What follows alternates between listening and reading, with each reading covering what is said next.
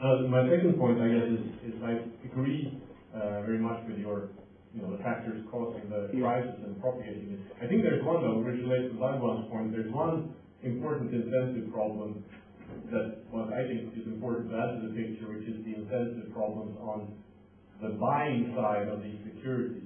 So, the question is, why would anyone buy these things? And I think a lot of the big reason for that is that a lot of the buyers of these securities are various types of financial institutions, and the person who actually does the buying or makes the buying decision has limited liability in his or her compensation.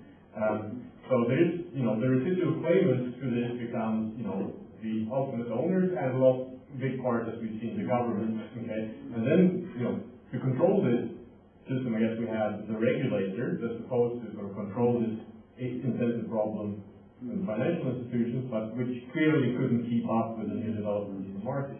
And then I guess the second point is that these agency problems get kind of exacerbated, which we just realized, by the fact that interest and yields on everything is so low. Because then when you trade off, okay, should I buy the security with the risk of everything blowing up? Well, if the value to me, my compensation is sufficiently high from doing this, when yields, in general, are so low, then this agency problem. Yeah, I didn't go into the details of the agency issues. That's a major one.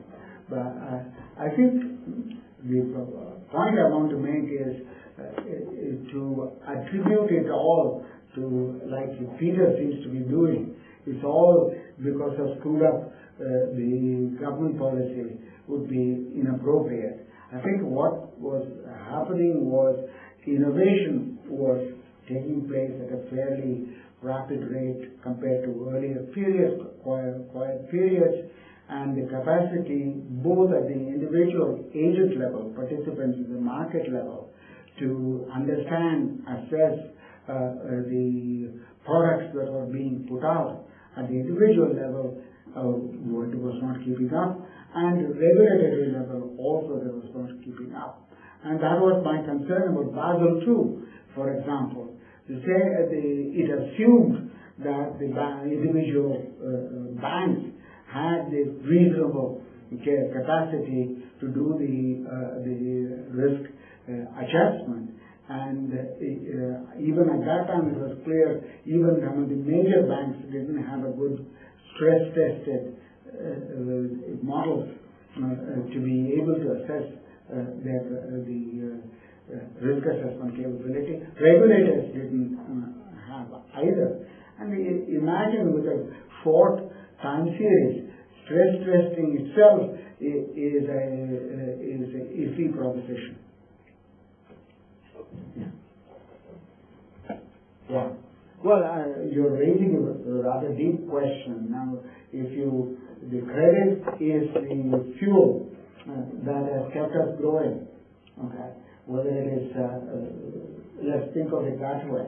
Now, there is growth, recession, and so now you're going to pump the same bad blood into the system and encourage renew that behavior. This is not a permanent solution to the issue. So whether there are, if the credit, this raises the issue of what is the credit for. In giving credit, whether the capacity, future ability to repay, etc., was taken into account at the individual level, and also at the national level. You have to think through what kind of the future monsters you will be feeding by doing this. I have I wouldn't claim I have an answer to that.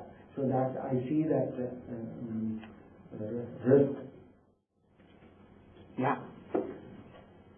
Okay, Professor, you decide how to. No, you. The dealing of the rating agencies that's happening a lot.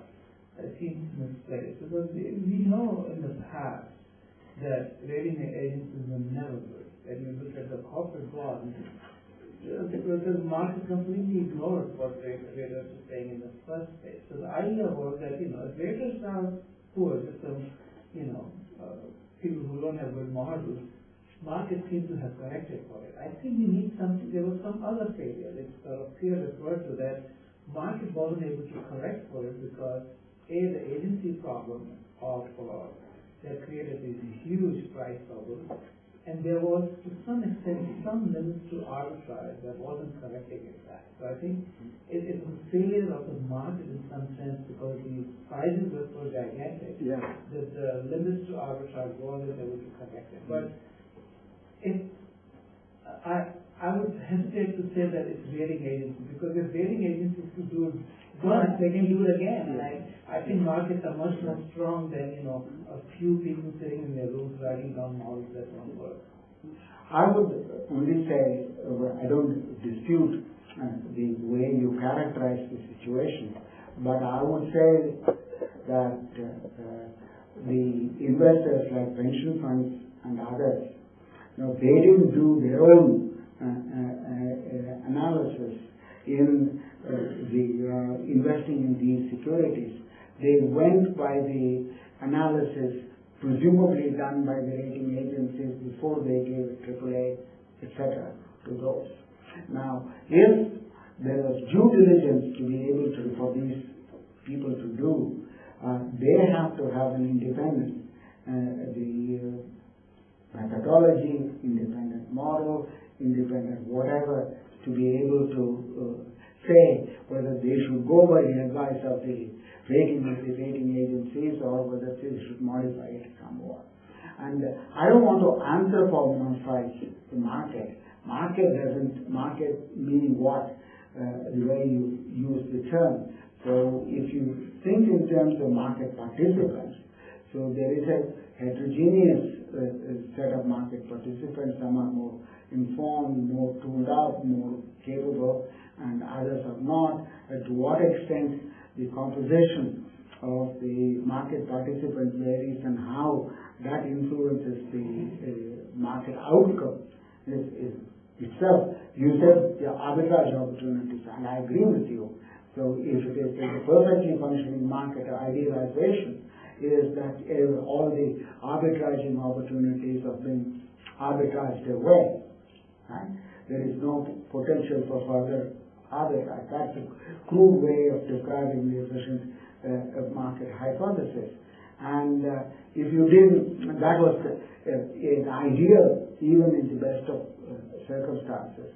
And when the jumps are so large, when the sizes required to influence are very large, daily transactions in the financial markets runs in trillions of dollars, and to be able to arbitrage away on an individual basis the market participant, I don't see this as a major possibility. Maybe I'm wrong, but that's what I We have time for one last question.